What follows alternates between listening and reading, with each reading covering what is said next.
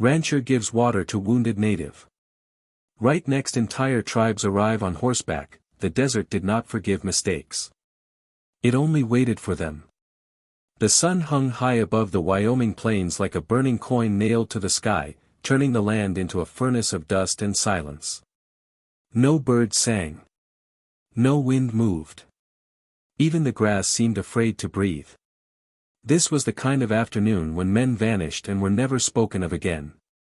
Jacob Hale knew this land better than anyone. He had buried his wife here. Buried his son too.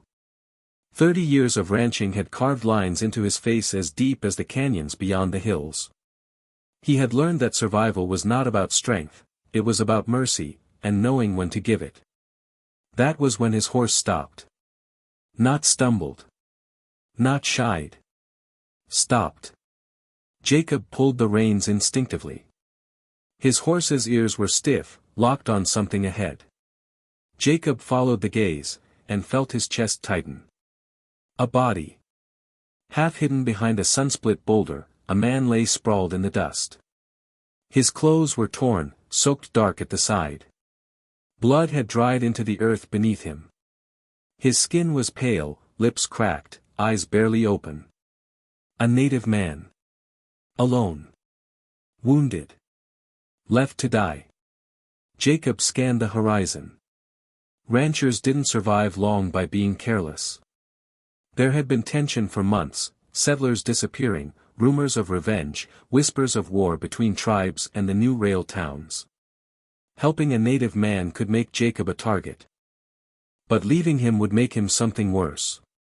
Jacob dismounted slowly, boots crunching against the dirt. The wounded man stirred, his hand twitching weakly toward his chest, as if even breathing hurt. There was an old bullet wound below his ribs, badly infected. The kind of wound that meant someone had wanted him dead, but not close enough to watch it happen. Jacob knelt, pulling the canteen from his saddle. He hesitated for just a moment. "Easy," he murmured, though he wasn't sure the man could hear him.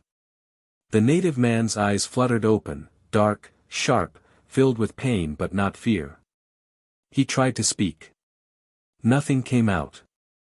Jacob tilted the canteen carefully, letting a few drops fall onto cracked lips. The reaction was immediate. The man coughed, gasped, fingers gripping Jacob's wrist with surprising strength. Those eyes locked onto his, watching, judging, remembering. Jacob didn't pull away. "You're safe," Jacob said quietly. "For now." The man drank slowly. Too fast would kill him. Jacob had learned that the hard way once, long ago, when his son collapsed from dehydration on a cattle drive and never woke up again. Jacob tore a strip from his shirt and pressed it gently against the wound. The smell told him everything. Infection. Fever. Death close enough to whisper. "You don't have much time," Jacob said. "But you've got some." The man spoke then. Just one word. "Dakota." Jacob nodded. Jacob. That was the only introduction they needed. With great effort, Jacob lifted Dakota onto his horse, tying him carefully so he wouldn't fall. Every step back to the ranch felt heavier than the last. The land watched them. The hills felt closer. The silence louder. Jacob knew one thing as he crossed his gate. This would not end quietly. At the ranch house, Jacob worked through the night. He cleaned the wound. Burned cloth to sterilize it. Packed herbs his wife once taught him to use. Dakota drifted in and out of fever, speaking in a language Jacob did not understand, names, prayers, warnings. Near dawn, Dakota's eyes opened again. "They will come," he whispered. Jacob paused. "Who?" Dakota swallowed. "My people." Jacob nodded slowly. "How many?" he asked. Dakota's gaze drifted to the window, where the sky was beginning to glow red with sunrise. "Enough." Jacob stepped outside as the sun crested the hills. And froze. The ground trembled. At first, it sounded like distant thunder. Then it grew louder. Hooves. Hundreds of them. The dust rose in a massive cloud across the plains. Silhouettes appeared on the horizon, men on horseback, painted faces, spears, rifles, banners flowing in the wind. An entire tribe. No. Several tribes. They came like a storm. Jacob stood alone in his yard, rifle resting against the porch, not raised, not aimed. His heart pounded, but his hands were steady. He had given water to a dying man. And now the land itself was answering, the ground shook harder with every passing second. Jacob Hale stood at the edge of his ranch yard, dust swirling around his boots, the rising sun painting the world in blood-red light. The thunder of hooves rolled across the plains like the approach of judgment itself. Hundreds of riders poured over the ridge, warriors from different tribes, their faces marked with paint, feathers streaming from their hair, rifles and spears catching the light. This was not a scouting party. This was not a warning. This was an arrival. Jacob's heart pounded, but his hands did not tremble. He did not raise his rifle. He did not retreat into the house. He simply stood, one aging rancher facing an entire force that could erase him in moments. Behind him, inside the house, Dakota stirred. The riders slowed as they reached the outer fence. Horses snorted, stamping the ground. A deep silence fell, heavier than the noise before it. Then one rider pushed forward, an older man, broad-shouldered, scars marking his face like a map of battle survived. His eyes locked onto Jacob with a sharpness that made the air feel thin. He raised a hand. Every warrior stopped. The leader dismounted and walked forward alone. His boots pressed into the dirt slowly, deliberately, as if each step carried the weight of a decision that could not be undone.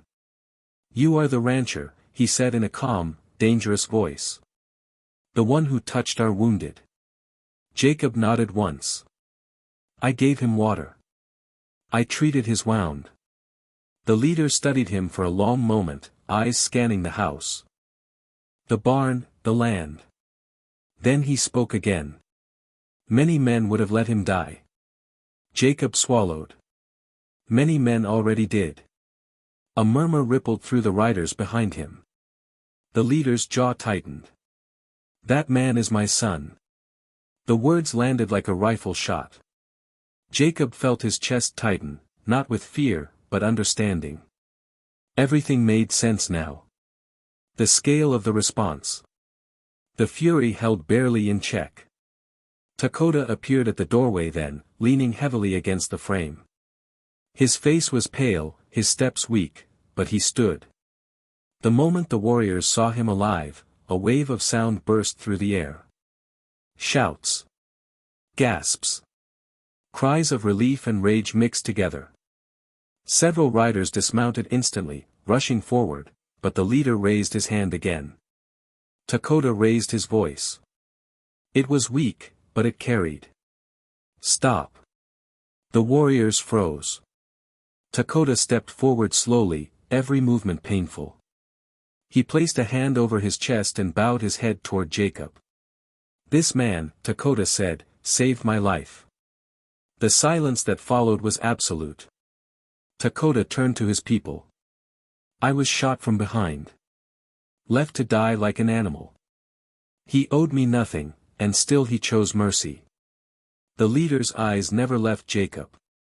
"You knew helping him could bring death to your door," the leader said. Jacob met his gaze. "I knew leaving him would." For a long moment, no one moved. Then the leader did something no one expected. He knelt. Right there in the dust, before his warriors, he lowered himself and pressed his fist to the ground. "You showed honor," he said. "And honor must be answered." A single whistle cut through the air. From behind the riders, a group of elders stepped forward, carrying bundles wrapped in leather. Another group led horses forward, strong, healthy animals. The elders laid the bundles at Jacob's feet and opened them. Gold. Trade goods. Weapons. Food. This land, the leader said, will never be touched by our anger. Any who threaten it will answer to us. Jacob felt his throat tighten. He had lived alone for so long, believing the world had forgotten him. He had been wrong. Dakota stepped closer. You gave me water when I had none. From this day forward, you will never stand alone. The leader mounted his horse again and turned to his warriors. We ride, he commanded. But we return as friends. The tribe turned as one, thundering away across the plains, leaving behind silence, dust, and a ranch that would never be the same. Jacob watched until the last rider disappeared over the ridge. Dakota remained. I will stay, he said simply. Jacob nodded, emotion thick in his chest. Then we'll heal together. That night, as the stars burned bright over the plains, Jacob sat on his porch and realized something profound. Mercy had not made him weak. It had made him remembered. Sometimes, one act of kindness echoes louder than gunfire. Sometimes, giving water to a dying man can change the fate of an entire land. If this story moved you, inspired you, or reminded you that humanity still matters, subscribe to the channel. More powerful stories are coming, and you won't want to miss them.